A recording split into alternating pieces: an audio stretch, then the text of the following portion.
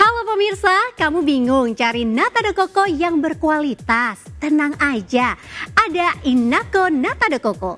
Inako Nata de Coco direkomendasikan oleh Chef Renata loh. Teksturnya yang kenyal, tidak alot, padat dan putus di setiap gigitan dengan rasa yang enak dan varian yang lengkap, juga tidak menimbulkan rasa pahit. Yuk segera dapatkan Inako Nata de Coco di toko-toko terdekat. Pilih nata yang ada Renatanya. Menikah di angka cantik tanggal 10 bulan 10 tahun 2010. Tapi pernikahan Indra Bekti dan Aldila Jelita seolah berhenti di tahun ke-13. Jika 13 bukan angka sial, apa yang menyebabkan Dila dan Bekti ingin menyudahi pernikahan mereka sebelum anniversary ke-13? Jika Bekti membutuhkan kehadiran anak-anaknya sebelum menjalankan operasi mata yang kedua, benarkah Dila terkesan mempersulit pertemuan Bekti dengan kedua putrinya? Sebelum menyimak jawabannya, izinkan saya Alicia Evita undur diri dari hadapan Anda. Saksikan terus Barista, berita artis ternama setiap Sabtu dan Minggu hanya di RCTI.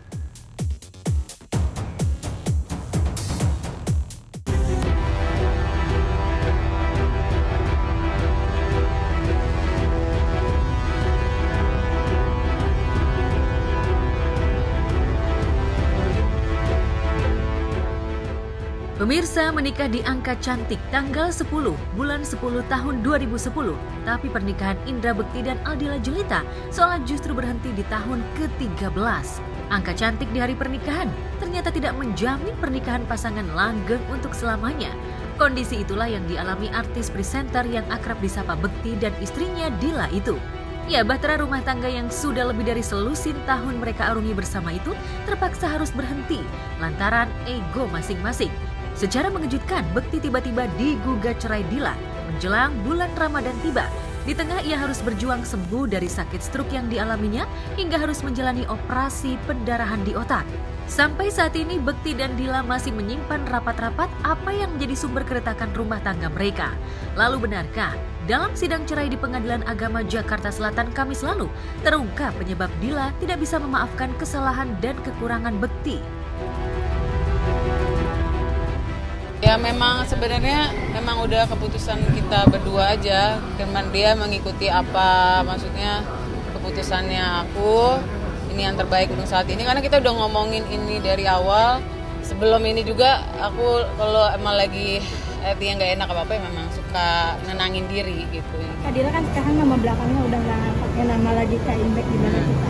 Ya udah memang udah bukan istrinya Pak, masa masih gue gitu. Saat rumah tangga akhirnya unfortunately harus berpisah, selalu pasti ada peran dari dua belah pihak. Cuma kan besar atau kecil peranannya kan hanya mereka berdua yang tahu.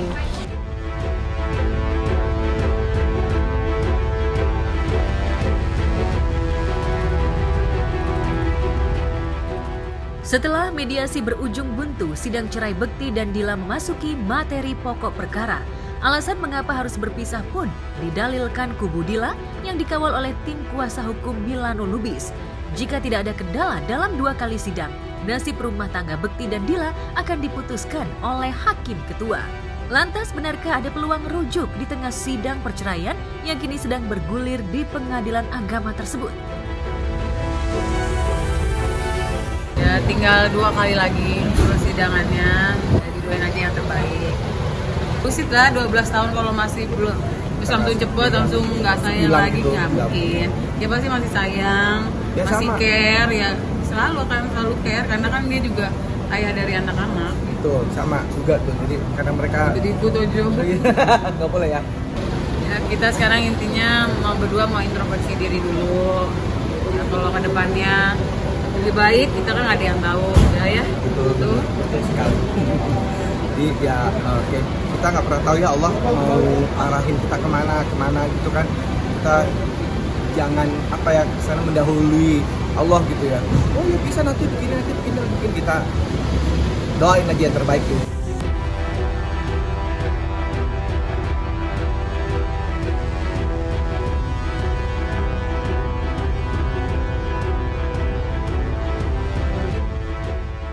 Menjalani proses cerai dan kehidupan masing-masing di tengah memasuki bulan suci Ramadan tidak pernah terbesit sedikit pun dalam benak Bekti dan Dila selama ini. Namun ternyata takdir telah berkata lain. Dan Ramadan tahun ini menjadi Ramadan pertama Bekti dan Dila menjalani bulan puasa masing-masing. Bekti yang tengah menjalani recovery dan harus mengonsumsi obat setiap hari memang berhalangan puasa. Demikian pula Dila yang divonis seumur hidup menjadi survivor TBC, tidak bisa berpuasa secara full. Kendati demikian, ibadah sunnah Ramadan berusaha mereka jalankan dengan baik di tengah kesibukan yang cukup padat. Yang berat kata Bekti itu yaitu pengen puasa di rumah bersama dengan anak tercinta. Ya tetap kita kayak cara-cara begini, kita puasa bareng, kita diundang-undang media. Kan maksudnya kalau kayak gini nih kita diundang sama media gitu. Masih kesibukan di bulan Ramadan ini alhamdulillah malah gitu ya. Sudah ada rencana lebaran mau kemana? Kadila? Ada sebenarnya. Kemana Kadila? Wah gawat beneran nih. Kemana Kak? Oke, jadi pas itu apa sih? Itu malam takbiran. Oh iya. Mana? Malam takbiran di rumah ini kita mau bawa anak-anak ketemu nanti di rumah lawyer kita gitu. Oh iya. Gitu ya, untuk anak kamu tuh semua. Iya. Saya lagi nggak puasa. Iya betul. Ini lagi nggak puasa. Sakit ya, nggak puasa. Nggak puasa dulu. Jadi ya apa? Ya sendiri ya.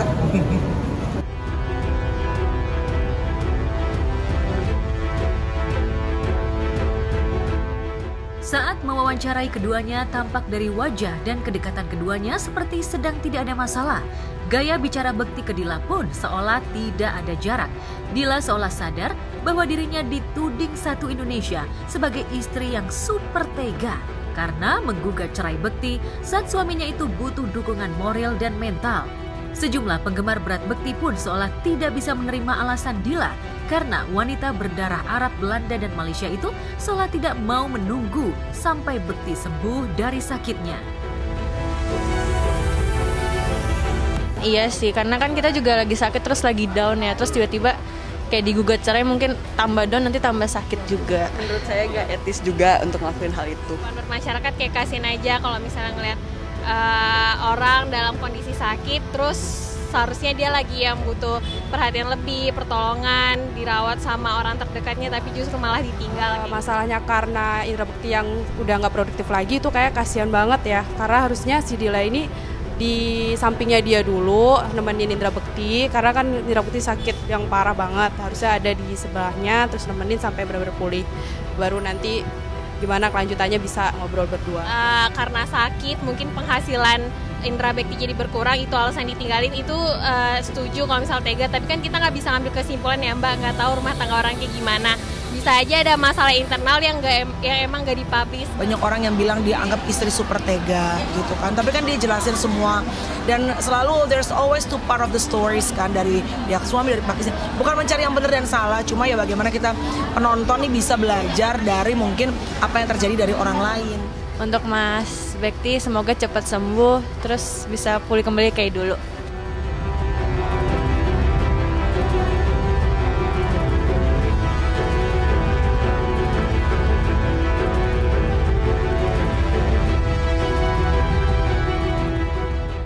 Saat ini status Bekti dan Dila hanya menunggu ketok palu majelis hakim yang menyidangkan gugatan cerai Dila.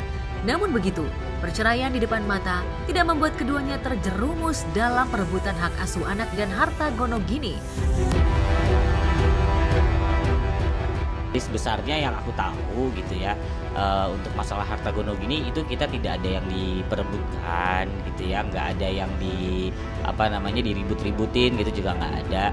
Lebih ke nanti dilihat aja, misalnya kayak rumah ini terjual lakunya berapa, kemudian nanti kalau dibagi dua hasilnya dapatnya berapa, apakah bisa nanti untuk kebutuhan anak-anak gitu ya, kayak mungkin otomatis kan Dila harus beli rumah gitu ya, apakah cukup setelah nanti dibagi dua ya, kalau nggak cukup otomatis nanti akan ditambahkan juga gitu. Karena kan walau bagaimanapun itu anak-anaknya Indra juga. Kalau untuk mobil itu dari awal kita keluarga sama Bang Indra udah komit kalau untuk mobil satunya memang buat anak-anak. Buat Bekti tetap sabar, jalani saja dan saya cuma bisa mendoakan.